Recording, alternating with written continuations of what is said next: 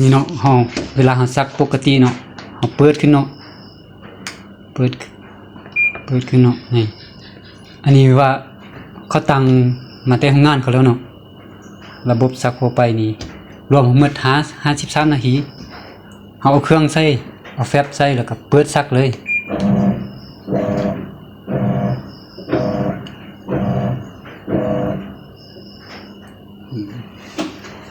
มันจะปล่อยน้ำบัดนี้สมมุติว่าเฮาเฮ็ดน้อยหั่นน่ะเฮ็ดซะได้เฝ้าเครื่องตั้งเวลาหน่อยอันนี้เฮาเปิดอันนี้มันจะนำท่อแล้วมันจะไปตามหน้าที่ของมันเลยเนาะอันนี้เข้าใจแล้วเนาะซักเนาะเข้าใจแล้วตัวเปิดทำอีทำอนี่นะนี่อันนี้ก็ว่าเปิดทำอิฐบัดนี้เฮาจะปรับเนาะเปิดขึ้นมาแนวนี้แล้วเนาะเฮามากดตัวนี้อันนี้ระดับน้ำแต่ถ้าเครื่องกดเนาะกดสมมุติว่ากดบา1บ่ทันบ่กดแล้วมันแดงหมดบัดนี้บ่ได้กดมันแดงตัวเดียวนี้แล้วมากดตัวนี้ตั้งเลยนะเพิ่มขึ้นอันนี้นะ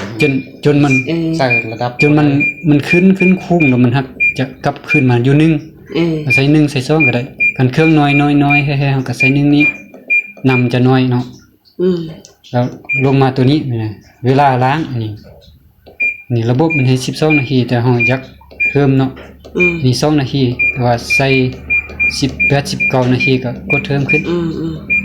มันคุ้งแล้วมันฮักกลับขึ้น1คือเก่านี่ใส่1เนาะเดี๋ยวลองไปเลย1เนาะอันนี้เวลาล้างอันนี้บ่แม่นเวลาล้างเด้ตัวล้างอันนี้มันคันหาเหล็ก2นี่ล้าง2เทื่อเหล็ก3นี่3เทื่อนำมันจะออกแล้วมันจะปั้นแฮงแล้วปั้นมัดบัดนึงแล้วออกอีกปั้นอีกนะตัวล้างนี่ได้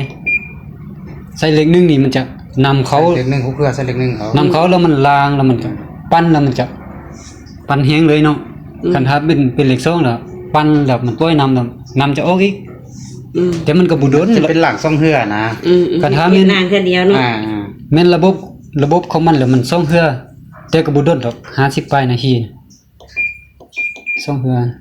แล้วอันนี้แม่นปั้นแฮง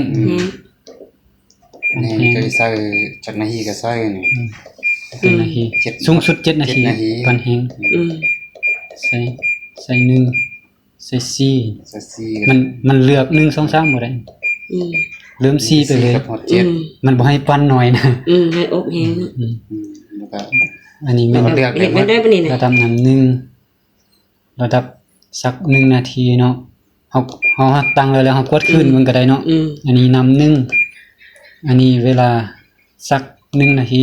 เวลาล้างก็1นาที1เทื่อ1เทื่อเนาะอันนี้ก็ปั้น4นาทีแล้วเฮาก็กดเริ่มนี่อันนี้ตัวกดเริ่มนี่กดเริ่มเลย